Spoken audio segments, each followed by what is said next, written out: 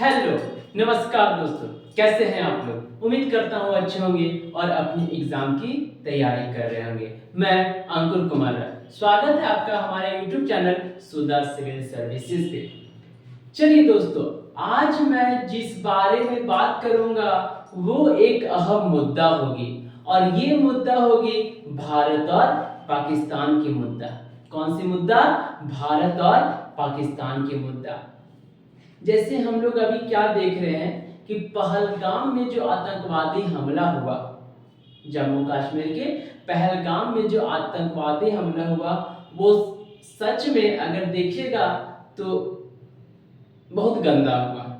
ठीक है, ऐसा तो करना नहीं चाहिए। ऐसे कोई भी धर्म ये हम लोग को इजाजत नहीं देता है, चाहे वो सनातन हो, चाहे वो इस्लाम हो, चाहे वो ईसाई हो, कोई भी धर्म हम लोग को ये इजाजत नहीं देता कि किसी दूसरे का हम लोग जान ले सके। लेकिन क्या कीजिएगा, कुछ कुछ ऐसे लोग होते हैं जो कि जात के नाम पे ही उनका जान लिया जाता है, जात के नाम से ही उनको मार दिया जाता है, धर्म के नाम से, धर्म के नाम पर ही उनको मार दिया जाता है। और ये कहानी कहीं नहीं हमारे देश भारत में होती है, वो देश जो भारत एक सनातन धर्म का है। अगर बोला जाए तो भारत में सबसे अधिक सनातन धर्म के लोग रहते हैं और वही देश में आपके सनातन धर्म ही सुरक्षित नहीं है, वहां हिंदू धर्म ही सुरक्षित नहीं है। तो आज मैं इस मुद्दा पे गंभीर रूप से चर्चा करूंगा, ठीक है। लेकिन ये चर्चा करने से पहले मैं आपको बता दूं कि आज मैं जो बताऊंगा आप लोग को, वो बताऊंगा सिंधु नदी जल समझौता। क्या बताऊंगा? सिंधु नदी जल समझौता। आखिर क्या है ये सिंधु नदी जल समझौता? याद रखना, ये वो नदी है, सिंधु नदी वो नदी है जो पाकिस्तान का 50% पॉल्यूशन इसी नदी पे निर्भर करता है। मतलब 50 से 75% जो जनसंख्या पाकिस्तान की इसी नदी से उनकी जीविका यापन चल रही है।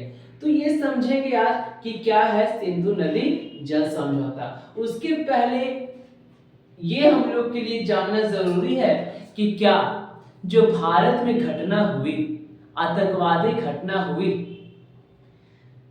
बहुत गंदा हुई। ये बात फैक्ट है कि आजकल देखिए कि हम लोग अपने देश में भी सुरक्षित नहीं है, ठीक है। तो देखो, ये घटना आज नहीं हुई दोस्तों, ये कोई 21 अप्रैल 22 अप्रैल 23 अप्रैल 2025 में ये घटना नहीं हुई। ये घटना आपके हिंदू यानी कश्मीरी पंडितों को जब मार के भगाया जा रहा था उस समय भी यही घटना घटी। ये घटना प्राचीन भारत जब मोहम्मद बिन कासिम आया, जब दाहिर को मारा, उस समय ये घटना घटी। आज ये घटना नहीं हुआ दोस्तों, ये घटना 1965 को हुई थी। आज ये घटना नहीं घटी दोस्तों, ये घटना 1971 को हुई। आज ये घटना नहीं घटी दोस्तों, ये घटना 1999 के कारगिल युद्ध में हुई। आज ये घटना नहीं घटी दोस्तों, ये घटना 2019 में उरी हमला में और पुलवामा हमला में हुई।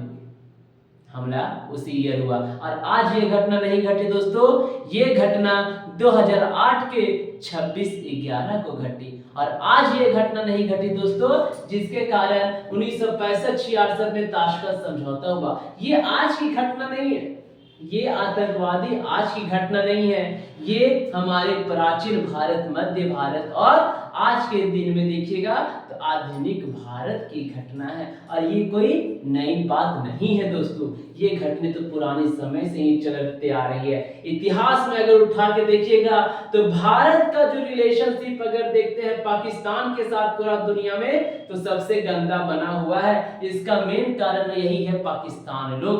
और देखिएगा सबसे ज्यादा समझौता अगर आप इतिहास में उठा के देखिएगा तो यही पाकिस्तानी लोग के साथ हम लोग का सबसे ज्यादा समझौता हुआ है। आखिर क्यों हम लोग कड़ा एक्शन नहीं ले पा रहे हैं? क्यों? क्या भारत की सरकार क्यों कड़ा एक्शन नहीं ले पा रही है? तो याद रखना दोस्तों, जब 1947 का समय, जब भारत का पाकिस्तान का बंटवारा हो रहा था ना, तो ये जो बंटवारा हुआ ये धर्म के नाम पर ही बंटवारा हुआ। धर्म के नाम पे ही बंटवारा हुआ।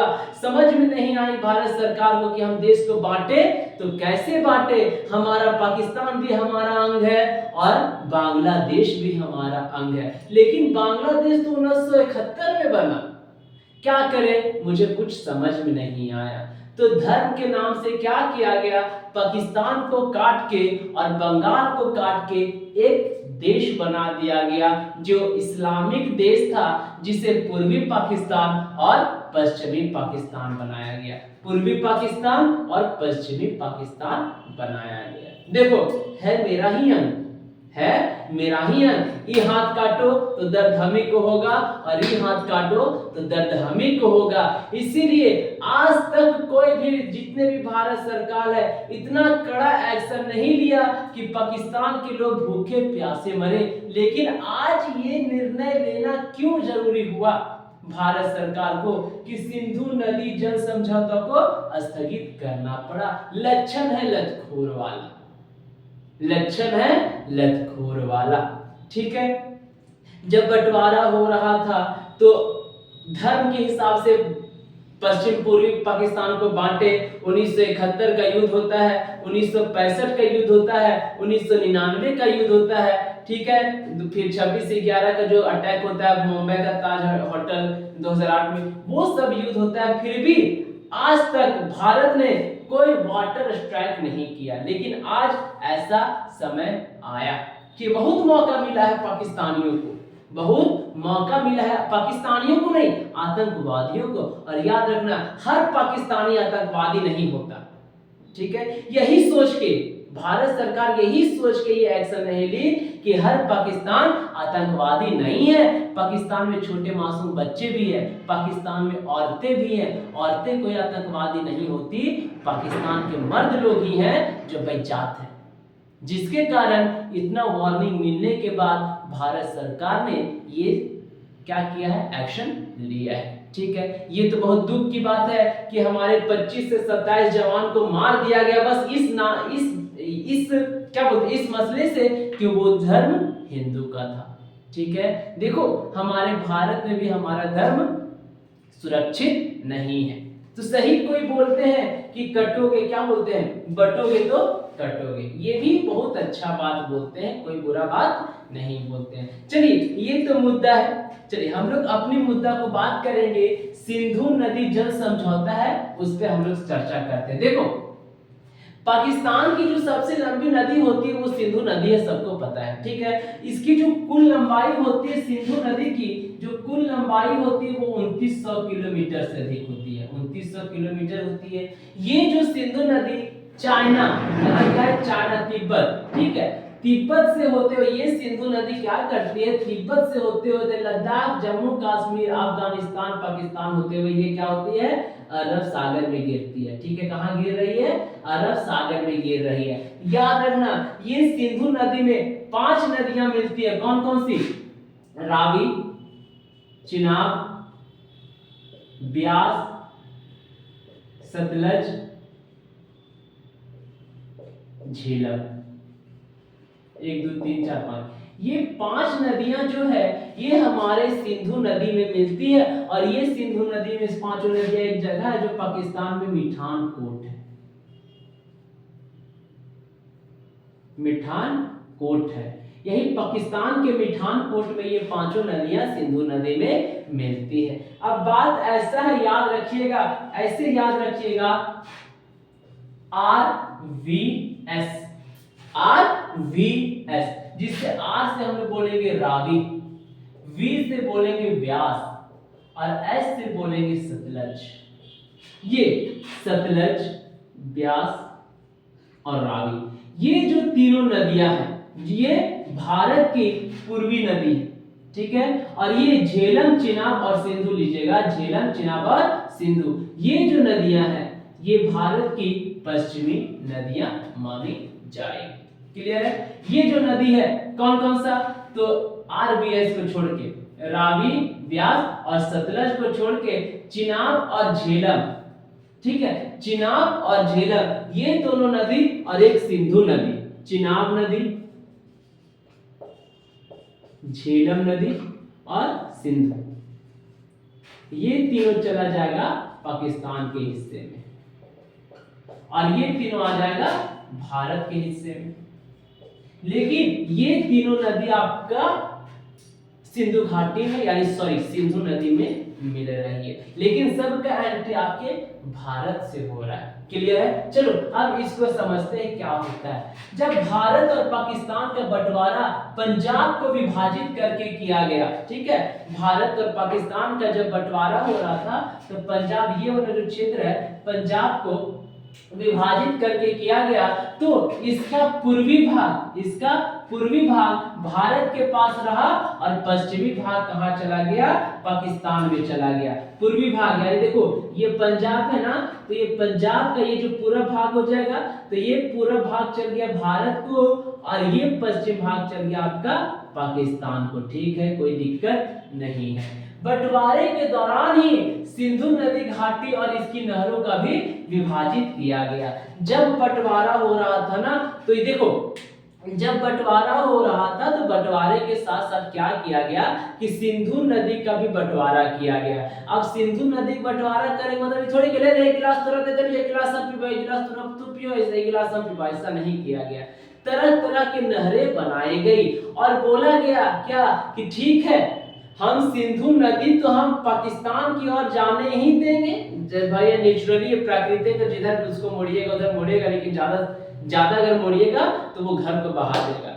लेकिन एक जो ये बोलता है कि हम तो जाने देंगे सिंधु नदी पाकिस्तान में, ठीक है, लेकिन हम क्या करेंगे, पाकिस्तान का 20% यानी सिंधु नदी का 20% हम भारत यूज करेंगे और 80% जो है इसका पानी पूरा पाकिस्तान यूज करेगा। और याद रखना यही सिंधु नदी के कारण पूरा पाकिस्तान अभी अगर बोलिएगा खत्म है, मतलब रोपा रोप रहा है कृषि के लिए, फैक्ट्री के लिए, ठीक है, बड़े बड़े कारखाना, बिजनेस, इंडस्ट्री जो भी है, यही सिंधु नदी का 80% पानी वो पाकिस्तान इस्तेमाल करता है। अब क्या होता है, बंटवारे के दौरान ही सिंधु नदी घाटी और इसकी नहरों का भी विभाजित किया गया।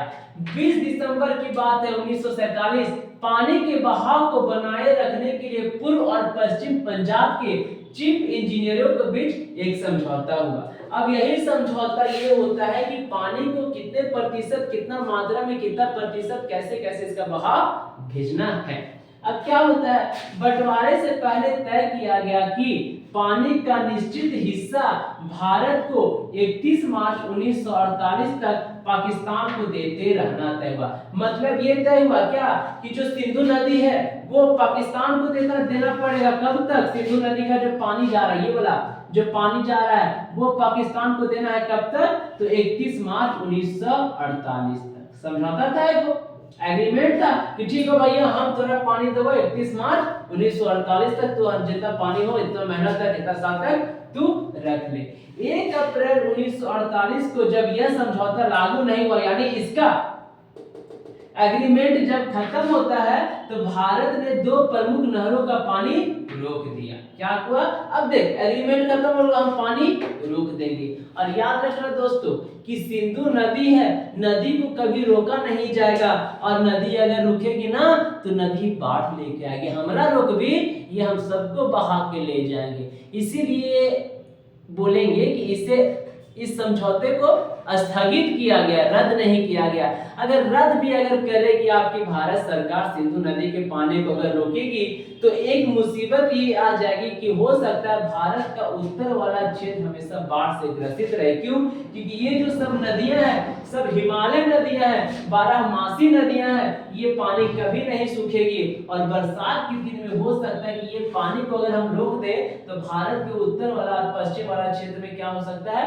बाढ़ आने की शंका या फिर संभावना ज्यादा होती है। तो वही बोला कि ठीक हो 31 मार्च तक हम देवो, लेकिन अगर 31 मार्च के बाद कोई डिसीजन नहीं होगा तो हम पानी को रोक देंगे। और वही करता है। फिर क्या होता है 31 मार्च 1948 तक ये भारत ने दो प्रमुख नहरों का पानी रोक दिया। 48 के बाद 49, 50, 51 फिर तरह तरह का मीटिंग बैठती है, तरह तरह के लोग बुलाए जाते हैं, दो पक्षों हिंदुस्तान और पाकिस्तान की मीटिंग बैठ रही भैया, तो आप करे तो करे क्या, एग्रीमेंट भी फेल हो गया है। तो क्या होता है 19 सितंबर 1960 को कराची में, कहां, पाकिस्तान के कराची में सिंधु जल समझौता होता है।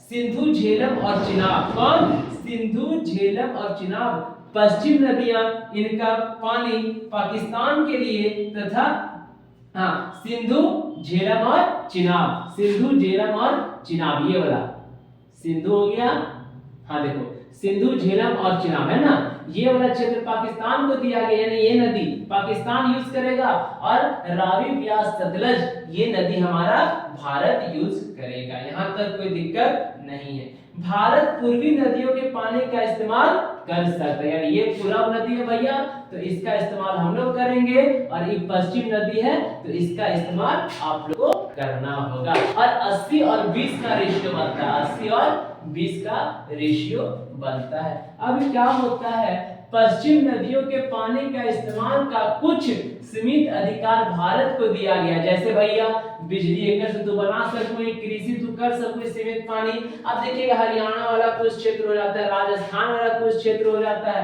हरियाणा वाला कुछ क्षेत्र हो जाता है, राजस्थान वाला कुछ क्षेत्र हो जाता है, पंजाब वाला कुछ क्षेत्र होता है।